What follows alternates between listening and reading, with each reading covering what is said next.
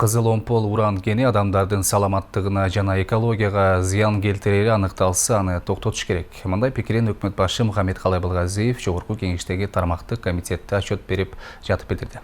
Айтымында учурда адистерден жана эл аралык эксперттерден турган комиссия түзүлүп, аталган кендин зыяндуулугу иликтенип баштады. Акыркы чечим алардын бүтүмүнө ылайык кабыл алынат. Ага чейин Кыргызстандагы Юразия компаниясы ишмердигин убактылуу токтотуп турат.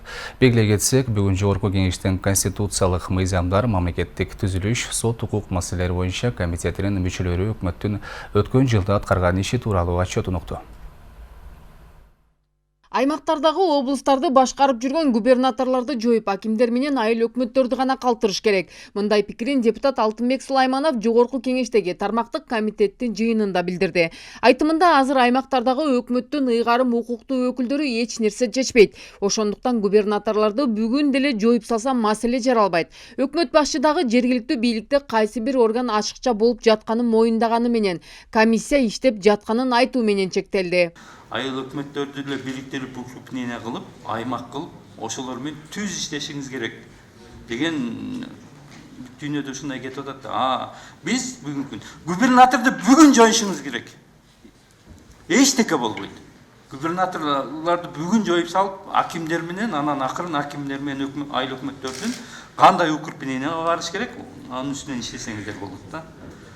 Губернаторлардын бүгүн губерниясы жок, губернаторлардын бүгүн ашык. Булардын не кереги бар? Бул сиздин эле өзүңүздүн эле колуңузда турат, эч кимден сурабай туруп эле жоюп салсаңыз болот. Конституцияда жок, эч жакта жок булар. Мен да кошулам, ошол бир структураны ортодо жок болуш керек. Бирок мамлекеттик саясатты айыл өкмөттөргө жергиликтүү калкка жеткириш үчүн ортодо бир структура болуш керек. Коомчулукту дүрбөлөңгө салган уран казуу иштери өкмөт башчынын чечими менен кечээ убактылуу токтотулган. Адистердин айтымында кызыл омпол уран кенин казууда бир эле ысык көлдүктөр эмес, чүй менен нарындыктарга чейин кесепети тийиши мүмкүн. Абылгазиевдин айтымында кенди иштетүү же иштетпөө чечими эл аралык эксперттерден түзүлгөн комиссиянын бүтүмүнөн кийин ачыкталат. Белгилей кетсек, уранды казууга бир катар депутаттар дагы каршы чыгышууда. Өкмөт негизинде түшүндүрүү иштерин алдын ала жүргүзсөңөр мындай деле маселе жаралбаса керек деп ойлойм да. Анан эгерде бул жерден элибиздин ден соолугуна зыяндуулук болсо, экология кедергисин тийгизсе, анда мен дагы бул урандын казууга өзүм дагы пикирим болот, каршымын да. Өкмөттүн позициясын кечээ мен дагы өкмөттүн чогулушунда айттым.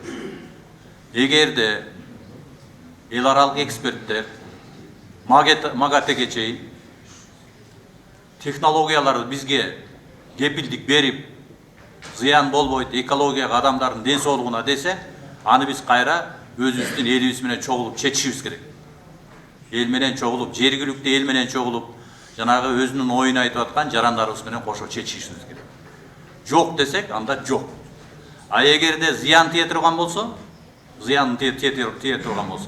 аны айтышыбыз керек. Биз болбойбуз, биз бул уранды иштетпейбиз, бизге кереги жок деп айтышыбыз керек. Алтынбек Сулайманов өкмөттү Жогорку кеңештин укугун уурдап жатат деп айыптады. Депутат кыргыз-тажик чек арасындагы түзүлгөн кырдаалга токтолуп, вице-премьер-министр Жеңиш Разаков кошуна мамлекеттин өкүлдөрү менен сүйлөшүү жүргүзүүгө укугу жок экенин билдирди. Баш мыйзамга ылайык мындай укук бир гана Жогорку кеңешке берилет. Айтымында Жогорку кеңеш өкмөткө тапшырма берген күндө гана аткаруу бийлиги сүйлөшүү жүргүзүү укугуна ээ болушмак. Бирок өкмөт мүчөлөрү парламенттен тапшырма болгонун же болбогонун айта алышкан жок.